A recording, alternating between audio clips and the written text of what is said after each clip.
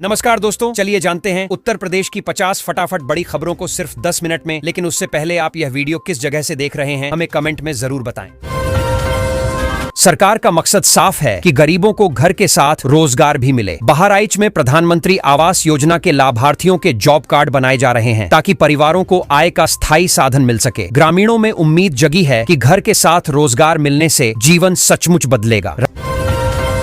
राज्य में पुराने और जर्जर अपार्टमेंट्स की हालत सुधारने के लिए नव्य उत्तर प्रदेश मिशन तेज किया गया है। करीब 25 साल पुराने भवनों को सुरक्षित और रहने योग्य बनाने की योजना है। इससे शहरों में रहने वाले मध्यम वर्ग के लोगों को राहत मिलेगी और अवैध कॉलोनियों पर भी नियंत्रण आसान होगा। प्रधानमंत्री आवास योजना के तहत सत्यापन पूरा होने के बाद प्रदेश के 1,12,000 से अधिक परिवारों को जल्द मकान मिलने की तैयारी है। प्रशासन कह रहा है कि इस बार आवंटन प्रक्रिया ज्यादा पारदर्शी होगी। जिन लोगों ने वर्षों से पक्के घर का सपना देखा, उनके लिए यह खबर बड़ी राहत बनकर आई है। लखीमपुर खीरी में सब्जी उगाने वाले किसानों को मचान खेती अपनाने पर सब्सिडी देने का फैसला हुआ है। अधिकारी मानते हैं कि इससे उत्पादन बढ़ेगा और किसानों की आय भी मजबूत होगी। गांवों में इस नई खेती को लेकर उत्सुकता है और कई किसान प्रशिक्षण लेने के लिए आगे आ रहे हैं। अंबेडकर नगर के जिला अस्पताल के MCH विंग में आधुनिक लैब और डायलिसिस बेड बढ़ाने का काम शुरू हुआ है। इससे गंभीर मरीजों को बाहर रेफर करने की जरूरत कम पड़ेगी। स्वास्थ्य विभाग का दावा है कि जांच और इलाज दोनों तेजी से होंगे, जिससे गरीब मरीजों को सबसे ज्यादा फायदा मिलेगा। अयोध्या में 4 तालाबों के सुंदरीकरण पर 13 करोड़ रुपए खर्च किए जा रहे हैं। योजना है कि बरसात से पहले काम पूरा कर लिया जाए ताकि जल संरक्षण भी हो और पर्यटन भी बढ़े। स्थानीय लोग मानते हैं कि इससे शहर का सौंदर्य बढ़ेगा और पुराने तालाब फिर से जीवित हो सकेंगे। प्रदेश में किसानों को गेहूं की MSP पाने के लिए आधार और राजस्व रिकॉर्ड पोर्टल पर दर्ज कराना अनिवार्य किया गया है। प्रशासन कह रहा है कि इससे फर्जी खरीद रुकेगी। गांवों में किसान पंचायतों में इसी बात की चर्चा है और लोग समय रहते पंजीकरण कराने की कोशिश कर रहे हैं। जल जीवन मिशन में गड़बड़ी के आरोपों पर विधानसभा में जोरदार बहस हुई। विपक्ष ने घोटाले का मुद्दा उठाया, जबकि मंत्री ने आरोपों को निराधार बताया। राजनीतिक माहौल गर्म रहा, लेकिन सरकार का कहना है कि हर परियोजना की जांच हो रही है और दोषी पाए जाने पर कार्रवाई तय है। मुख्यमंत्री योगी आदित्यनाथ के बयान पर शंकराचार्य के प्रतिनिधि स्वामी अविमुक्तेश्वरानंद ने तीखी प्रतिक्रिया दी है। इस मुद्दे पर सियासत भी तेज हो गई है। राजनीतिक दलों के बीच बयानबाजी से माहौल गर्म है और विपक्ष इसे धार्मिक सम्मान से जोड़कर सरकार को घेरने में लगा है। समाजवादी पार्टी प्रमुख अखिलेश यादव ने भी इस विवाद पर पलटवार किया है। उन्होंने कहा कि धार्मिक पदों पर टिप्पणी करने से समाज में अनावश्यक तनाव बढ़ता है। राजनीतिक विश्लेषकों का मानना है कि यह मुद्दा आने वाले चुनावी माहौल में भी बार बार उठ सकता है। गंगा एक्सप्रेसवे के शुरू होने से मेरठ से प्रयागराज तक की यात्रा तेज और आसान हो जाएगी। सरकार का दावा है कि वाहन 120 किलोमीटर प्रति घंटा की रफ्तार से चल सकेंगे। व्यापारियों और यात्रियों दोनों को उम्मीद है कि इससे समय बचेगा और प्रदेश के कई शहर आर्थिक रूप से और जुड़ेंगे। सबसे लंबा गंगा एक्सप्रेसवे अप्रैल से शुरू करने की तैयारी है और इसे जेवर एयरपोर्ट से जोड़ने की योजना है। इससे पूर्वी और पश्चिमी यूपी के बीच कनेक्टिविटी मजबूत होगी। उद्योग जगत मानता है कि यह सड़क सिर्फ यात्रा नहीं बल्कि निवेश और रोजगार के नए अवसर भी लाएगी। प्रदेश के एक जिले में 1 करोड़ 80 लाख की लागत से नए नलकूप लगाए जा रहे हैं ताकि पानी की किल्लत खत्म हो सके। गांवों में लोग इसे बड़ी राहत मान रहे हैं। गर्मियों से पहले जल सप्लाई सुधरने की उम्मीद है और किसान भी कह रहे हैं कि सिंचाई की समस्या कम होगी। प्रयागराज के आलू उत्पादक किसान इस बार अच्छी पैदावार के बावजूद खुश नहीं है। वजह है बढ़ती लागत और भंडारण की समस्या। मंडियों में सही दाम नहीं मिलने से किसान परेशान हैं और सरकार से कोल्ड स्टोरेज और परिवहन सहायता बढ़ाने की मांग कर रहे हैं। गाजियाबाद के इंदिरापुरम इलाके में प्रदूषण का स्तर बेहद खराब दर्ज किया गया है और AQI 300 पार कर गया। लोग मास्क पहनने को मजबूर हैं। विशेषज्ञ चेतावनी दे रहे हैं कि बच्चों और बुजुर्गों को खास सावधानी रखनी चाहिए, जबकि प्रशासन प्रदूषण नियंत्रण उपाय तेज करने की बात कर रहा है। BHU में पाली साहित्य और बौद्ध दर्शन पर अंतर्राष्ट्रीय सम्मेलन होने जा रहा है। बनारस हिंदू यूनिवर्सिटी में 8 देशों के विद्वान जुटेंगे। आयोजकों का कहना है कि इससे भारतीय ज्ञान परंपरा पर वैश्विक चर्चा बढ़ेगी और छात्रों को भी दुनिया के शोधकर्ताओं से सीखने का मौका मिलेगा।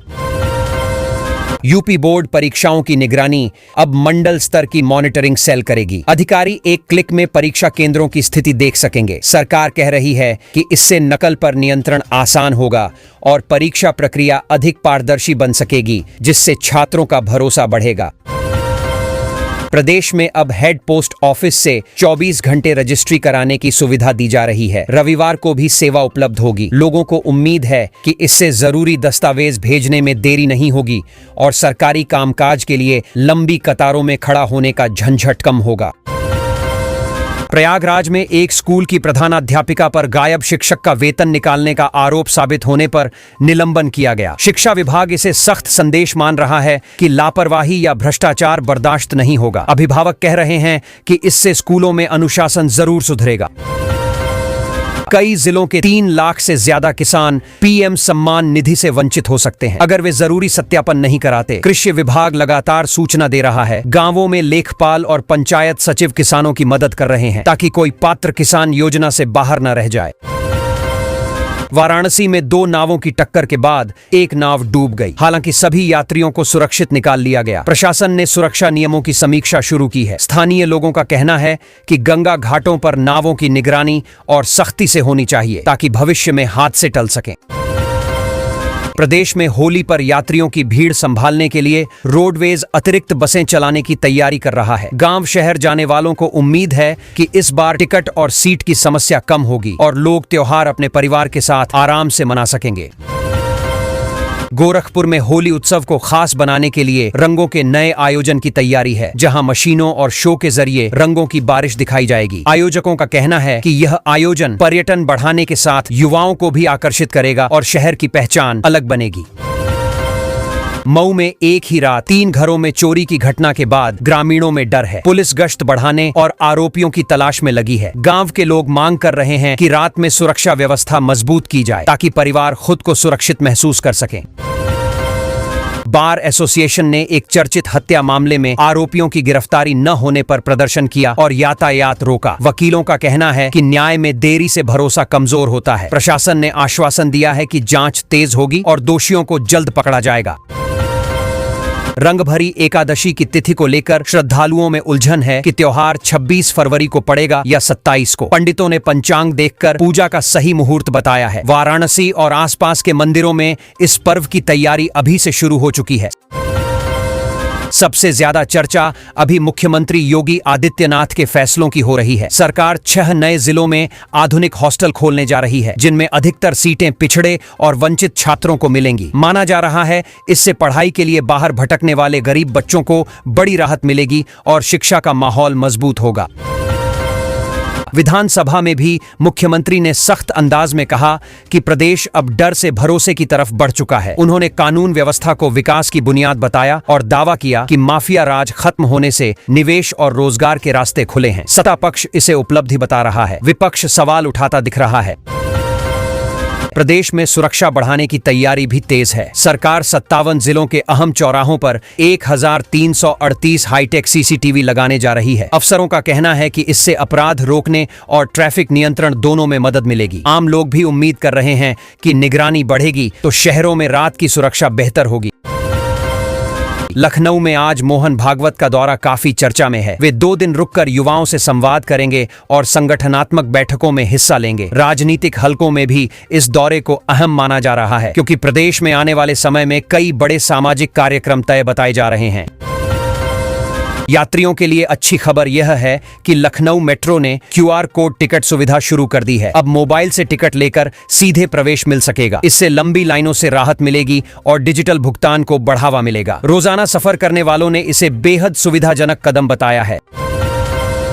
नोएडा क्षेत्र में सुरक्षा एजेंसियां सतर्क हो गई हैं। नोएडा इंटरनेशनल एयरपोर्ट के प्रतिबंधित क्षेत्र में ड्रोन दिखने पर पुलिस ने अज्ञात व्यक्ति पर केस दर्ज किया है। अधिकारियों का कहना है कि एयरपोर्ट निर्माण के चलते निगरानी और कड़ी कर दी गई है ताकि कोई भी सुरक्षा जोखिम पैदा न हो सके। सर्राफा बाजार से जुड़ी खबर लोगों का ध्यान खींच रही है। प्रदेश के कई शहरों में चांदी की कीमत अचानक करीब 15,000 रुपये प्रति किलो तक गिर गई। ज्वेलर्स का कहना है कि अंतर्राष्ट्रीय बाजार और मांग घटने का असर है। खरीदारों के लिए यह मौका अच्छा माना जा रहा है। मेरठ में फर्जी दस्तावेजों पर रह रही पाकिस्तानी महिला की गिरफ्तारी ने सुरक्षा एजेंसियों को सतर्क कर दिया है। पुलिस जांच कर रही है कि उसने किन लोगों से संपर्क रखा और कोई संवेदनशील जानकारी साझा तो नहीं हुई। अधिकारियों का कहना है कि मामले को गंभीरता से खंगाला जा रहा है। ग्रेटर नोएडा में कुत्तू के आटे से लोगों के बीमार होने की शिकायतों के बाद प्रशासन सख्त हो गया। संबंधित दुकान और गोदाम सील कर दिए गए हैं। खाद्य विभाग जांच कर रहा है कि मिलावट कहां हुई। अफसरों ने भरोसा दिलाया है कि दोषियों पर कड़ी कार्रवाई होगी। मौसम विभाग ने पश्चिमी यूपी के कई जिलों में घने कोहरे और हल्की बारिश की संभावना जताई है। किसानों को फसल पर नजर रखने की सलाह दी गई है। सुबह शाम सफर करने वालों को भी सतर्क रहने को कहा गया है, क्योंकि दृश्यता कम होने से सड़क हादसों का खतरा बढ़ सकता है।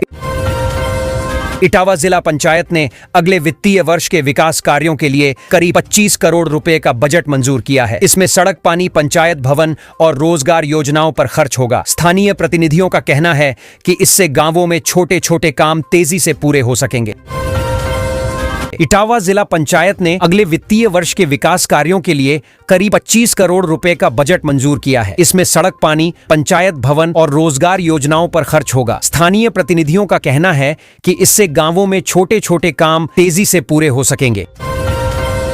वाराणसी में काल भैरव मंदिर इलाके में पर्यटकों की सुरक्षा बढ़ा दी गई है। हाल में एक विदेशी पर्यटक का मोबाइल चोरी होने के बाद पुलिस ने गश्त बढ़ाई और सीसीटीवी जांच शुरू की। प्रशासन चाहता है कि धार्मिक पर्यटन की छवि सुरक्षित रहे और आने वाले यात्रियों को भरोसा महसूस हो।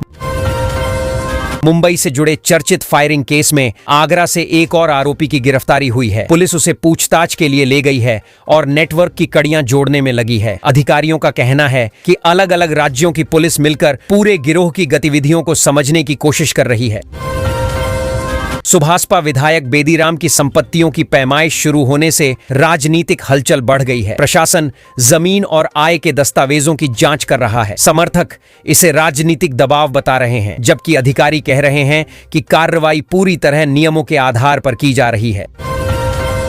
प्रदेश की बेटियों को स्वरोजगार से जोड़ने के लिए सरकार नई वित्तीय सहायता योजना लाने की तैयारी में है। सेवायोजन विभाग का कहना है कि इससे प्रशिक्षण, लोन और मार्गदर्शन एक साथ मिलेगा। उम्मीद है कि इससे पढ़ी लिखी युवतियां नौकरी ढूंढने के बजाय अपना काम शुरू करने के लिए प्रेरित होंगी। उन्नाव में बोर्ड परीक्षा के पेपर तालाब में मिलने की अफवाह फैल गई थी, जिसे अधिकारियों ने गलत बताया है। शिक्षा विभाग ने कहा कि परीक्षा पूरी तरह सुरक्षित है और अफवाह फैलाने वालों पर कार्रवाई होगी। छात्रों और अभिभावकों से अपील की गई है कि वे केवल आधिकारिक सूचना पर भरोसा करें। मुरादाबाद में पुलिस ने 1.5 किलो चरस के साथ एक संदिग्ध तस्कर पकड़ा है। जांच में अंतर्राज्यीय गिरोह से उसके संबंध सामने आने की बात कही जा रही है। पुलिस नेटवर्क का पता लगाने में जुटी है ताकि सप्लाई चेन तोड़ी जा सके और इलाके में नशे के कारोबार पर रोक लगे। सफाई कर्मचारियों के मुद्दे पर लखनऊ में कर्मचारी संघ की बैठक हुई। सरकार की ओर से भरोसा दिलाया गया कि किसी कर्मचारी का उत्पीड़न नहीं होगा और समस्याओं पर सुनवाई होगी। संघ नेताओं ने कहा कि यदि आश्वासन लागू हुआ तो कामकाज का माहौल बेहतर होगा और विवाद कम होंगे। विधायक निधि को लेकर नया फैसला हुआ है कि अब इस फंड से जरूरतमंद लोगों के इलाज में आर्थिक मदद भी दी जा सकेगी। सरकार का मानना है कि इससे गंभीर बीमारी झेल रहे गरीब परिवारों को तात्कालिक सहारा मिलेगा और जनप्रतिनिधियों की भूमिका सीधे राहत पहुंचाने में दिखेगी। प्रदेश में ग्रामीण रोजगार और पंचायत योजनाओं को लेकर भी तेजी दिखाई जा रही है। अधिकारियों को निर्देश दिए गए हैं कि मनरेगा और स्थानीय निधियों का उपयोग समय पर हो। सरकार चाहती है कि गांवों में छोटे काम रुकें नहीं, ताकि मजदूरों को स्थानीय स्तर पर रोजगार मिलता रहे और पलायन कम हो। कन्या सुमंगला योजना में राशि बढ़ने के बाद सरकार अब नए लाभार्थियों का सही सत्यापन कर रही है। योगी आदित्यनाथ ने अधिकारियों से कहा है कि जिन परिवारों को सच में जरूरत है उन्हें ही लाभ मिले। जिलों में टीमें लग गई हैं ताकि कोई पात्र बच्ची योजना से वंचित न रह जाए और आवेदन प्रक्रिया साफ सुथरी रहे। स्मार्टफोन और टैबलेट योजना का नया चरण आज से कई जिलों में शुरू हो गया है। सरकार चाहती है कि पढ़ाई करने वाले युवाओं को डिजिटल साधन मिले ताकि वे प्रतियोगी परीक्षाओं और ऑनलाइन शिक्षा में पीछे न रहें। कॉलेजों में वितरण शिविर लगाए जा रहे हैं और छात्रों से पहचान व दस्तावेज साथ लाने को कहा गया है। मुख्यमंत्री सामूहिक विवाह योजना में सहायता राशि बढ़ाकर 1,01,000 करने के बाद नया आवेदन पोर्टल चालू कर दिया गया है। अधिकारियों का कहना है कि अब ज्यादा गरीब परिवार अपनी बेटियों का विवाह सम्मान से कर सकेंगे। समाज कल्याण विभाग ने ऑनलाइन आवेदन प्रक्रिया सरल कर दी है ताकि ग्रामीण लोग भी आसानी से जुड़ सकें। समग्र शिक्षा अभियान के तहत प्राथमिक स्कूलों को स्मार्ट बनाने का काम तेज कर दिया गया है। सरकार ने डिजिटल बोर्ड, प्रोजेक्टर और बेहतर फर्नीचर के लिए अलग बजट जारी किया है। अधिकारियों का मानना है कि बच्चों को आधुनिक तरीके से पढ़ाया जाएगा तो सरकारी स्कूलों पर भरोसा भी बढ़ेगा और निजी स्कूलों की निर्भरता घटेगी।